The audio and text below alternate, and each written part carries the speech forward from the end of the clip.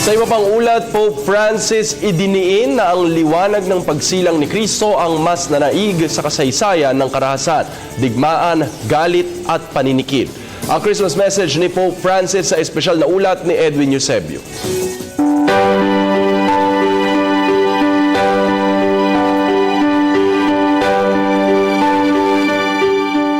Sa naging kasaysayan ng mundo, ang liwanag na tumatago sa kadiliman ang nagsiwalat na ang Diyos ang Ama at ang kanyang pasensya at katapatan ay mas malakas sa kadiliman at katiwalian. Ito ang binigyan diin ni Pope Francis sa kanyang pamaskong mensahe na pinakinggan ng mga deboto sa Vatican. Bago pa man sinimulan ang liturhiya sa St. Peter's Basilica, isinagawa ang tradisyonal na kalenda na naglalarawan sa mga pangyayari tungo sa pagsilang ni Kristo. Matapos ito ay inalis ni Pope Francis ang belo na nakasaklob sa estatwa ng sanggol na Jesus na nasa harap ng altar sa libingan ni San Pedro. Ang sanggol na Jesus ay simbolo ng isinasaad sa kasulatan na ang salita ay ginawang laman o isasabuhay. Sa kanyang sermon, inalala ni Pope Francis ang propesiya ni Isaiah na may liwanag na sisikat sa gitna ng kadiliman. Ito ang tala na nagsilbing tanda ng mga pastol na pinagpakitaan ng mga anghel.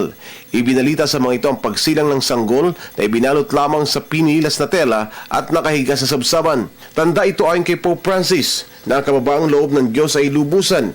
Ito ang pag-ibig na noong mga gabing yaon ay naghari para sa sanlibutan. Subalit ito ay sinabayan ng karahasan ng digmaan, galit at paninikil na naganap kasunod ng pagpaslang ni Cain sa kanyang kapatid na si Abel batay sa salaysay sa aklat ng Genesis.